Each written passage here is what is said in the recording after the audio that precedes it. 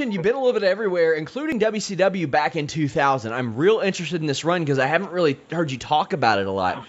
You were there a few times between, I think, April and July. You worked a whole lot of different people. Like, I see Chavo Guerrero, Hugh Morris, Van Hammer, the Young Dragons, 3 Count, Chronic, Rick Steiner. Is that like a per appearance deal, I'm assuming?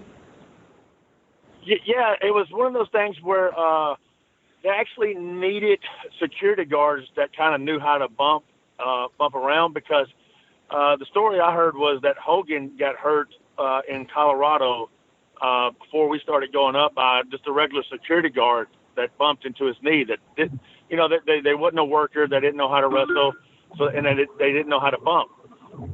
So they started hiring guys from Burt Prentice's and Bill Barron's Wild Side and Nashville organization, and guys like me and Chris Harris and Abyss and AJ Styles and Eric Harris, and there's a lot of us that started going up being the R&B security team.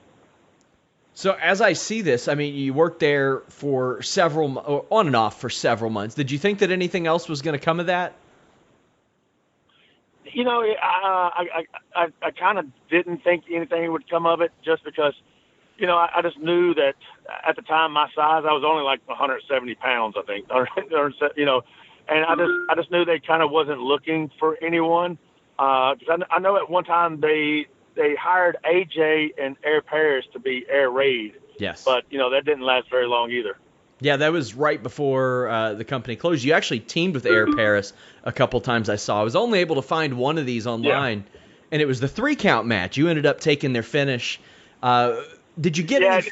and a funny story with that is our buddy Cassidy Riley did a springboard and fell right on his face. And me and Shane Helms, like, almost the entire day was like, man, like, I don't know if you should do a springboard, especially right there in the middle.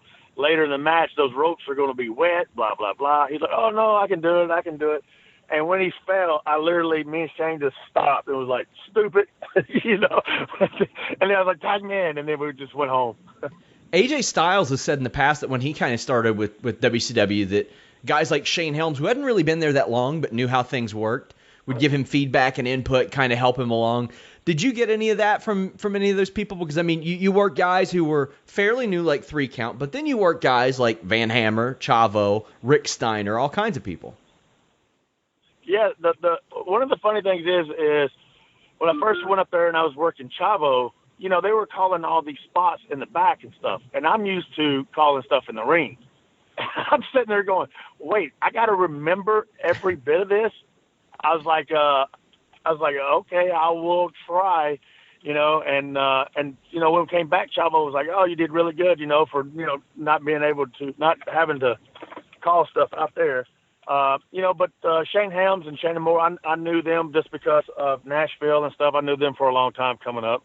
So, they would always watch and give me feedback as well. So it's funny you mentioned Nashville, because a lot of times when you see guys early on in their career and they get opportunities like that, it's local to them. But you did spots in Virginia, New York, Montana, South Carolina, and Michigan. You were all over the map there. Yeah, it's always funny when people are like, oh, well, that Southern wrestling is not going to work, blah, blah, blah. I'm like, look, I wrestle more everywhere else than I have in the South, really. I'm over in Scotland and England more than I am here in the States. So. And I see that your last two, because this is always fascinating to me to hear these stories from people early in their career.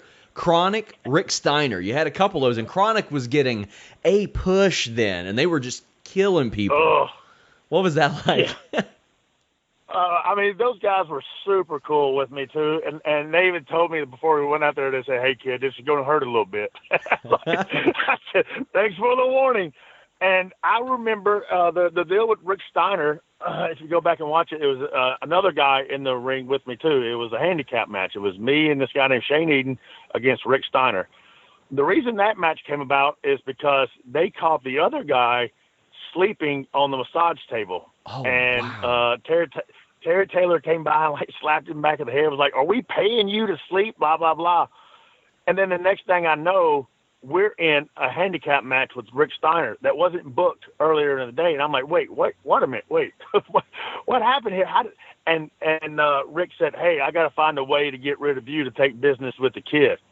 And I swear I went, hey, you can pick me up and just toss me right over the top rope and I'll take a good hard bump for you. And he was like, you'll do that? I was like, yes, sir, I will. That's fantastic. And then Rick was in the ring and just stiffed the crap out of old Shane. Yeah, and it's kind of funny. I mean, several of those dates you worked with Cassidy Riley, and of course you all would end up, you and Chris Harris would end up working him pretty regularly in TNA a few years later. Yeah, and that was one of the guys that it was always fun working him because I knew he was safe, and he wasn't out for himself. A lot of the guys are just out there, trying to get over at someone else's expense. And I always say, guys, it's a dance. You got to get over both guys. One guy goes over and one guy gets over, as the saying goes. Still working to this day too. Cassidy Riley's still out there. I saw him on Ring Warriors last year. Like he's doing a lot of stuff. James, I want to thank you. Yeah, he's a registered nurse. Wow. Oh, I remember that. Yeah, somebody saying that. Yeah, me and him actually did a show about 6 months ago, and we're on the same team against two guys in Memphis, and this lady in the crowd starts having a heart attack. Oh, no. And Cassidy's in the ring taking the heat and stops, rolls out, and helps this woman. What? Yeah. Yeah, and then they called the ambulance, and the lady lived and everything. My God. Terrible heel work. Terrible heel work. And then the best thing is like after the ambulance takes her away, he rolls right back in the ring, continues getting heat on him, and then hot tags me. Oh my God!